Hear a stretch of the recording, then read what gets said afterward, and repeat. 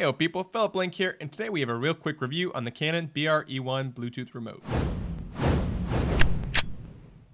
Now I picked this up because I'm tired of using my cell phone as a camera remote as there's no tactile feedback and you couldn't control it well without looking at the screen.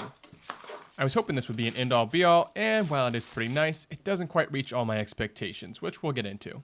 Now I do like this style. It's kind of got the design of the older Apple TV remote with the carabiner loop on the bottom, and it won't take up much space in your camera bag, coming in at about 3.5 by 1 inches. It also doesn't weigh much, right at half an ounce, which is 16 grams.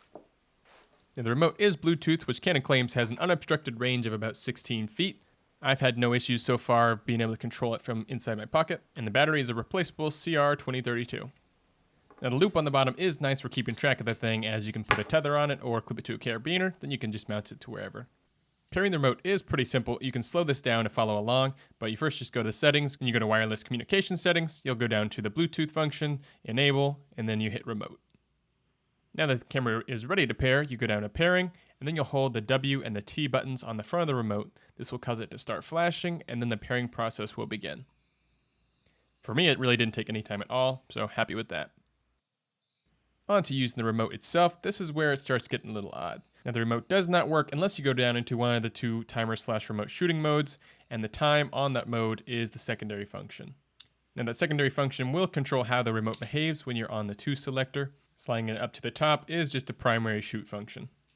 There is some latency, and extremely sadly, you cannot hold it down for continuous auto shoot. Jumping over to video mode, weirdly, there are a few more steps you have to do for the remote to work. You go menu, camera settings, and then enable remote control.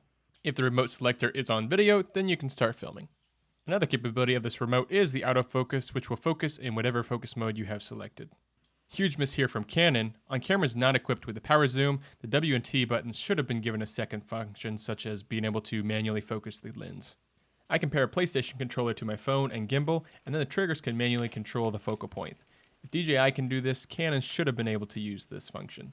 I also don't know why Canon only made the functions work when the selector matches the mode of your camera.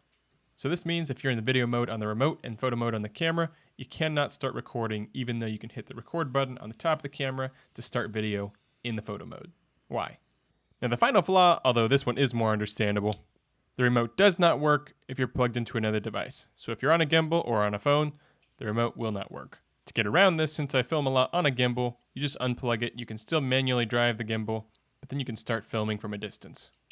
Again, you can pair a PlayStation remote to your phone and then to the gimbal, and then you can control the motor and the start and stop of the film, but you get to the same point of the phone must be on for this to work.